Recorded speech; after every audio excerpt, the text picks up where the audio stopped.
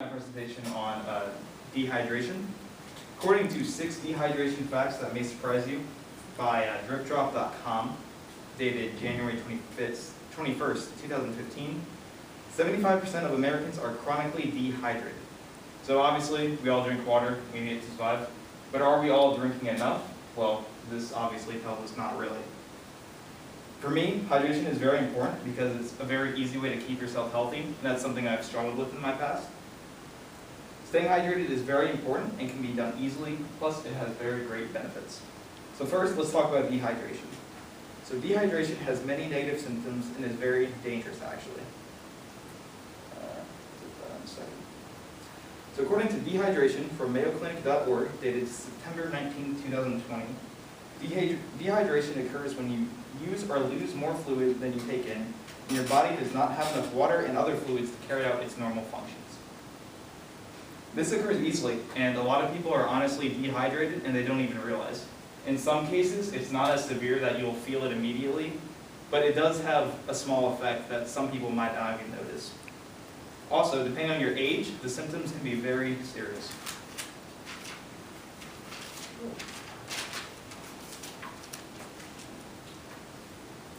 Furthermore, Mayo Clinic discusses the symptoms, listing in children, the symptoms are dry mouth, irritability, severe diarrhea and vomiting, and in adults, extreme thirst, fatigue, dizziness, and confusion.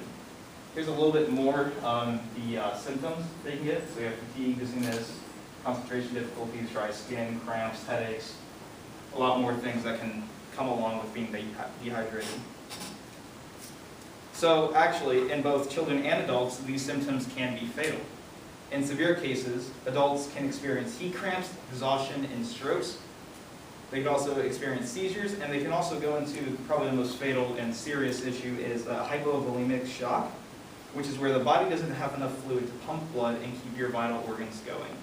So these are all very serious issues that can happen by simply not having enough fluids in your body. Now we know what it is. What causes it? So according to hydration, why it's so important on familydoctor.org, dated June 16, 2020, if you don't drink enough water, you may become dehydrated. This is very basic. I didn't have to come up here and tell you guys that, obviously. However, even though this is universally known, people are still dehydrated. You know, going back to this slide, 75% of Americans are dehydrated. And if it's so simple, why is this the case? So some people, they don't know. They don't really know that they're dehydrated because they don't know the symptoms. They don't know that it's an important thing to keep track of. Some people don't have access to fresh, clean water around the world. I mean, obviously, we're a different example than people living in different countries, but not everyone has access to water like we do.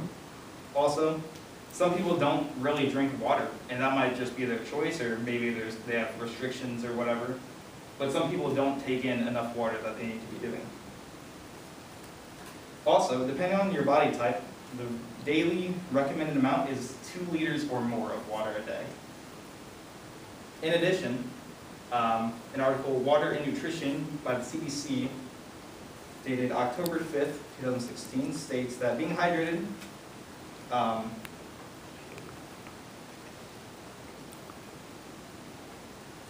so being dehydrated is caused by hot climates, being physically active, being sick, or having excessive diarrhea or vomiting, right? So when it's hotter, you sweat more. When you exercise, your body is releasing sweat due to the exertion that you're giving off. Fevers, actually, they draw out more moisture from your body. Diarrhea and vomit, obviously, those are fluid-based projectiles, so they're taking out more fluids from your body. And then finally, overall, all of these are a loss of fluid. So if you experience any of these throughout your day, you're going to be having to take in more water than you normally would. So that's another thing that people don't take account for. They might be drinking their 2 liters a day, but when they go and exercise, they don't additionally drink water on top of this. So now that we know about dehydration and we know what causes it, how can we combat it? So the easiest way to do it is by managing your fluids and staying hydrated, obviously. According to 10 tips for staying hydrated during the summer heat on frederickhealth.org, dated June 28, 2019, some easy ways are drinking water, cooling down body temperature, eating high water-based foods, and knowing the dehydration signs. So on here we have a few more tips for drinking water. So having habits or scheduling times throughout the day to do it, drinking substitutes like tea or coffee because they have plenty of water in them, reusable bottles, eating water-based foods, and then adding flavor to your water so it's a bit more appealing to you.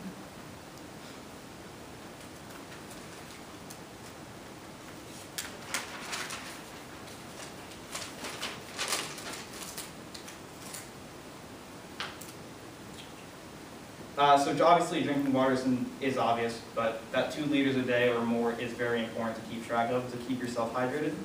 Watching your body temps is important. If you spend a lot of time outside and you're getting hot and your body temperature is rising, you need to spend some time cooling off and relaxing.